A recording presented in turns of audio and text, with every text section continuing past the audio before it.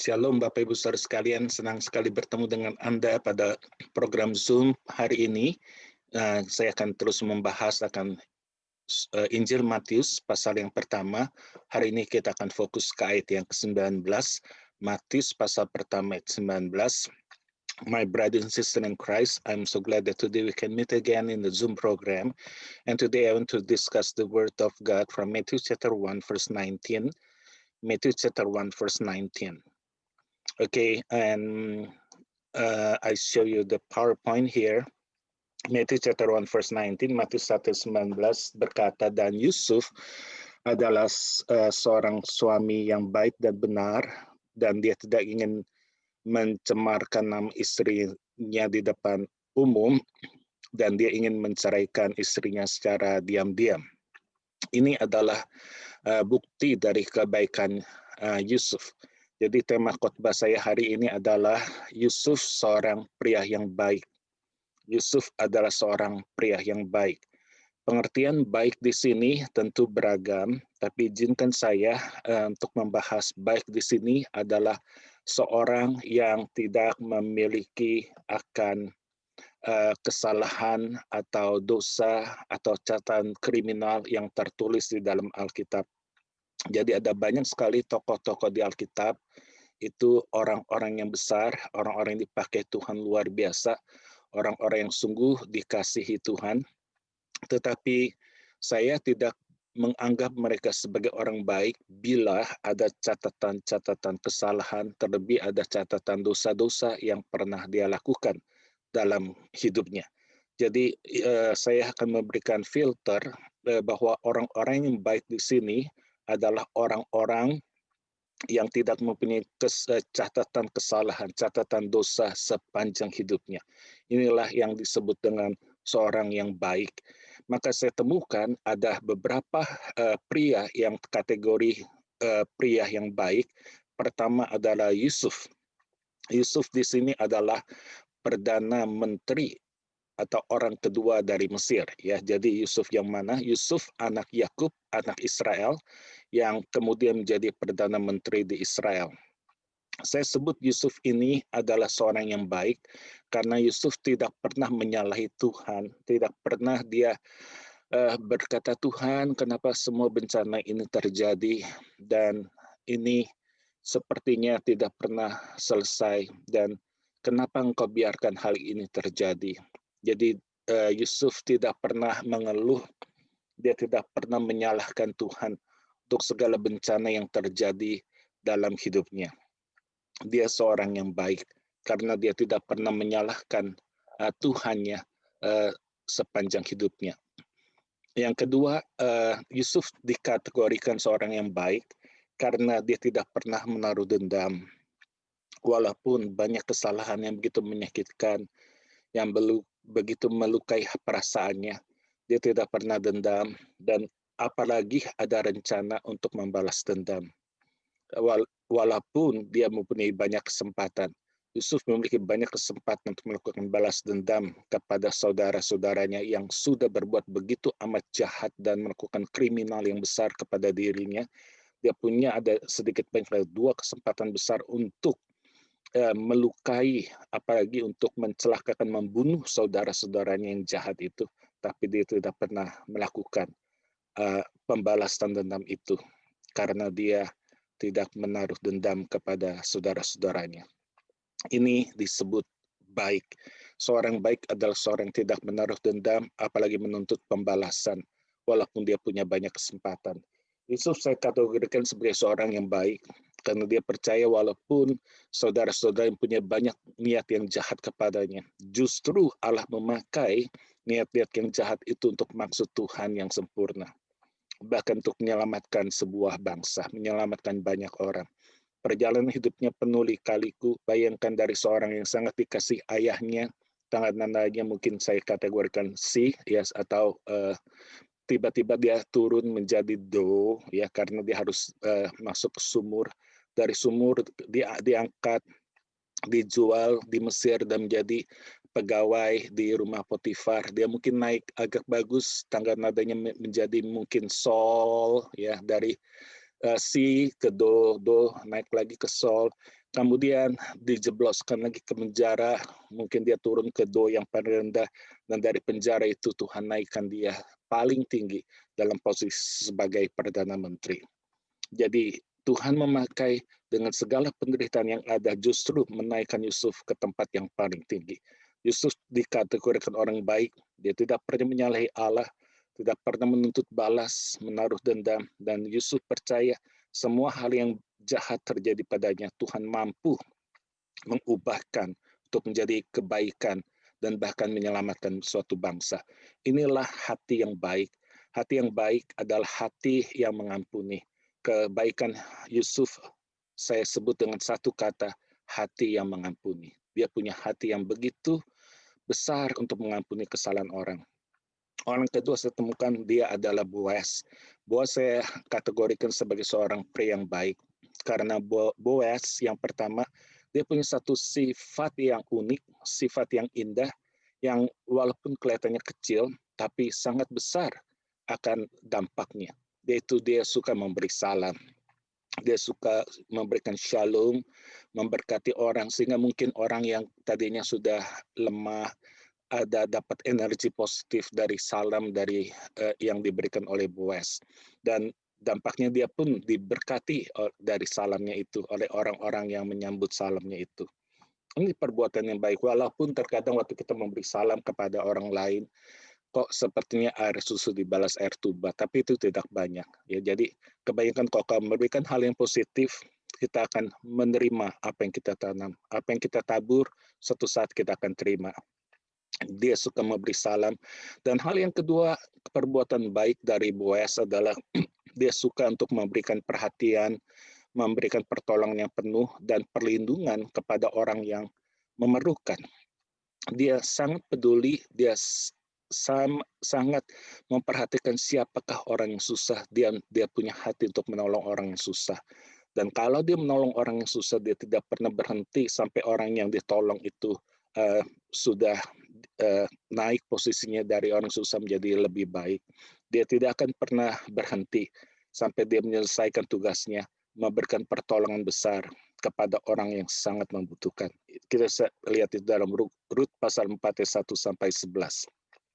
Boaz saya kategorikan seorang yang baik karena dia membeli hati untuk menolong. Hati untuk menolong bagi mereka yang sangat membutuhkannya. Inilah kebaikan dari Boaz. Yusuf, hati yang mengampuni.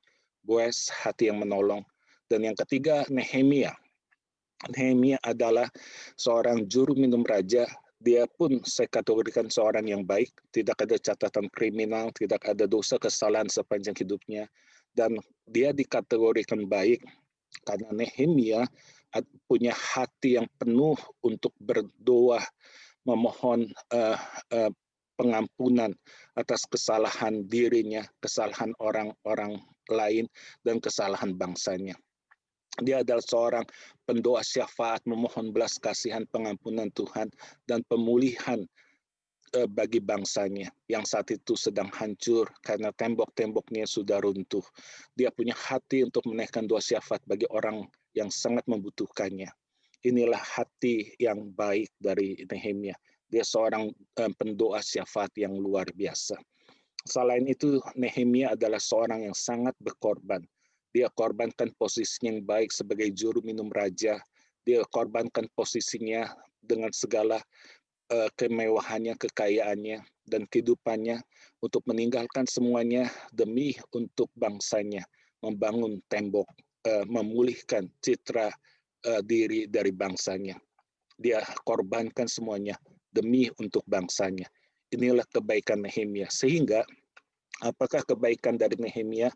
Saya sebut dia punya hati untuk berkorban dan patriotisme yang tinggi demi untuk bangsanya. Kebaikan hati Nehemia luar biasa. Kita patut mencontohi tokoh-tokoh yang baik ini. Nah, sekarang kita masuk ke topik pembahasan kita dari Matius 1 ayat 19. Tokoh ini adalah tokoh yang baik. Dia adalah Yesus suami Maria, dan dia adalah ibu dari Tuhan kita, Tuhan Yesus Kristus. Matius 1:19 memberikan kategori kebaikan dari Yusuf, dikatakan Yusuf adalah seorang suami yang sangat setia kepada hukum, dan dia tidak ingin mengekspos kesalahan Maria ke publik untuk mempermalukannya, dan dia ingin menceraikan Maria secara diam-diam. Ini terjemahan dari New International Version. Jadi New International Version mengatakan kebaikan hati Yusuf yang pertama, dia adalah seorang yang baik, seorang yang setia kepada hukum. Jadi kebaikannya adalah dia setia kepada hukum.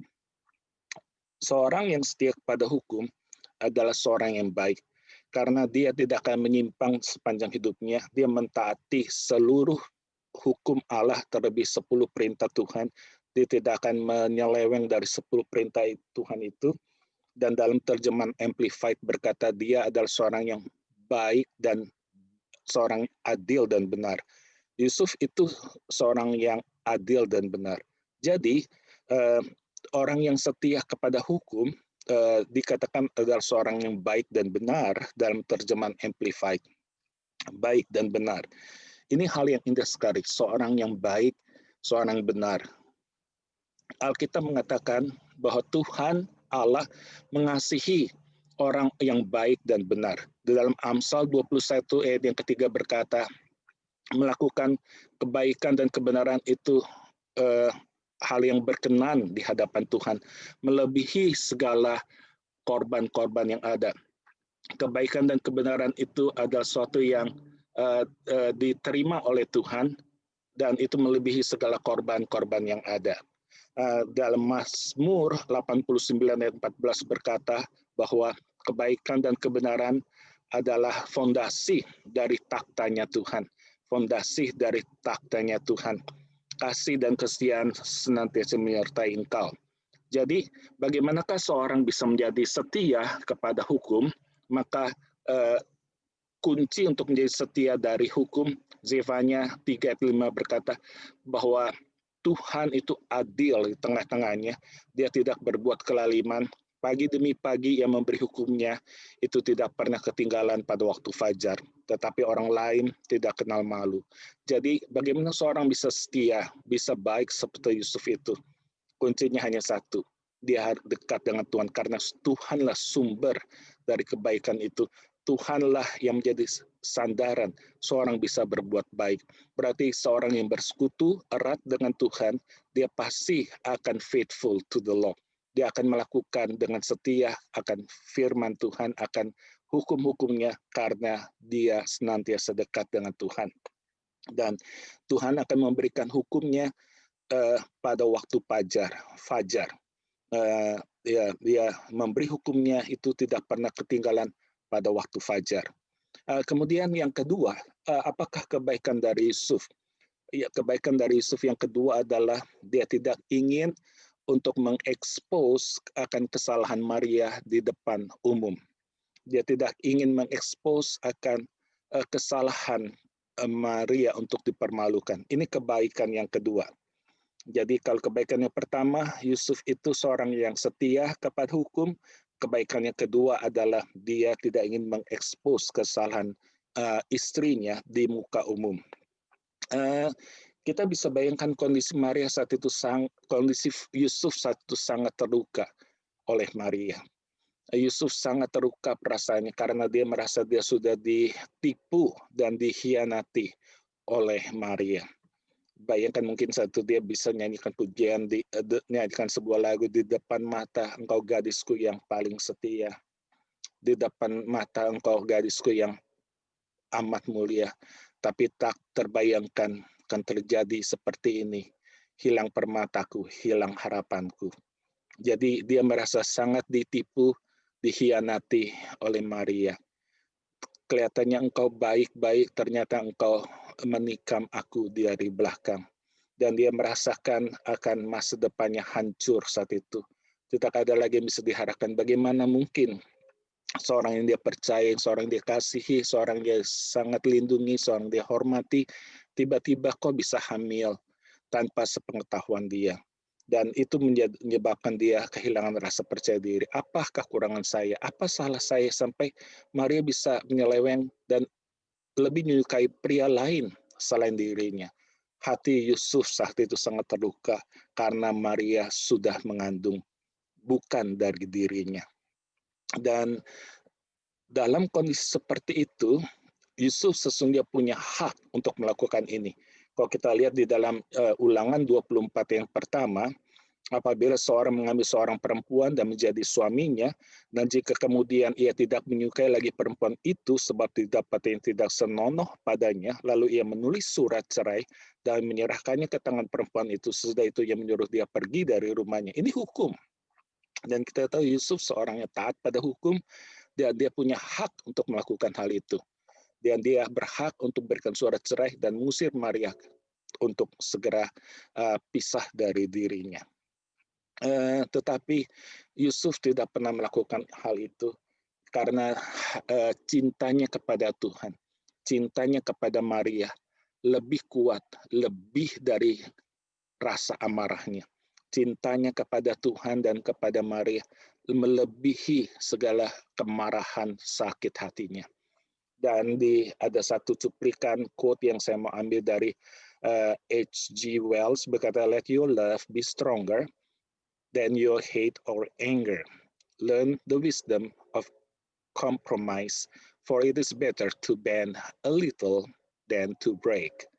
For it is better to bend a little than to break." Ini kebaikan hati Yusuf yang kedua. Dia tidak ingin mengekspos kesalahan Maria, istrinya, di depan umum. Yang ketiga, yang terakhir, kenapakah Yusuf saya kategorikan sebagai seorang pria yang baik?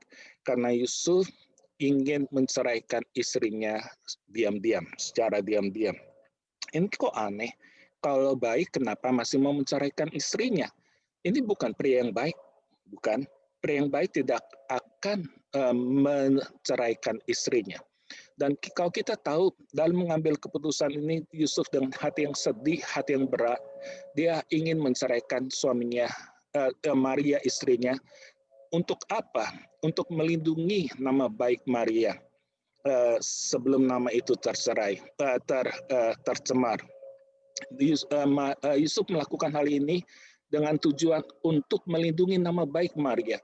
Sehingga kalau dia menceraikan Maria, orang akan berpikir, oh iya, ini memang kesalahan Yusuf. Yusuf sudah menodainya dan Yusuf nggak suka lagi dengan dia, maka putuslah. Maka mereka bercerai. Jadi kalau Maria mengandung, orang akan beranggap, oh itu kesalahan Yusuf. Yusuf yang akan menanggung aib itu, menanggung rasa malu itu, dan Maria akan terlindungi. Dan selain itu, dia harus melakukan menceraikan Maria secara diam-diam supaya Maria tidak mengalami akan hukuman masa, karena hukuman yang tertinggi saat itu apabila seorang kedapatan sudah mengandung sebelum mereka hidup sebagai suami istri, hukumannya adalah dirajam dengan batu sampai mati. Dan untuk melindungi hal itu, maka Yusuf harus mengambil keputusan menceraikan Maria diam-diam. Sehingga orang berkata, oh ini bukan perzinahan, Maria melakukan asusila, ya ini semua karena ulah Yusuf, dan Yusuf tidak mau tanggung jawab dan dia ceraikan Maria karena dia sudah tidak suka dengan Maria. Jadi tindakan untuk bercerai dengan Maria karena dia ingin melindungi Maria. Dan mungkin kita bertanya, kenapa harus bercerai? Karena kita masih ingat dalam video saya yang sebelumnya, dalam tradisi orang Yahudi, kalau seorang sudah bertunangan, maka saat itu status dia adalah suami istri. Dengan bukti ada cincin kawin, mereka dipanggil suami istri. Walaupun mereka tidak boleh hidup serumah, apalagi tinggal bersama. Mereka tidak boleh sampai masuk dalam tahap kedua, yaitu tradisi upacara pernikahan, di mana ada 3 tahap, yaitu diskusi tentang mas kawin. Dan setelah ada kesepakatan mas kawin, masuk ke tahap pemberkatan nikah. Setelah itu baru pesta nikah. Jadi mereka sudah masuk tahap pertama, yaitu bertunangan, dan tinggal menunggu tahap yang kedua, yaitu tahap pernikahan. Jadi kalau sampai putus, maka disebut dengan perceraian. Makanya Yusuf memilih untuk bercerai dengan Maria secara diam-diam, karena dia ingin melindungi nama baik Maria, dan dia tidak mau Maria sampai dirajam dengan batu sampai mati. Dia menanggung aib Maria itu pada dirinya sendiri. Inilah kebaikan hati Yusuf, seorang pria yang agung, cintanya murni kepada Maria, dan walaupun dia begitu sakit hati, dia amat sangat hancur hatinya, namun dia tetap masih membela.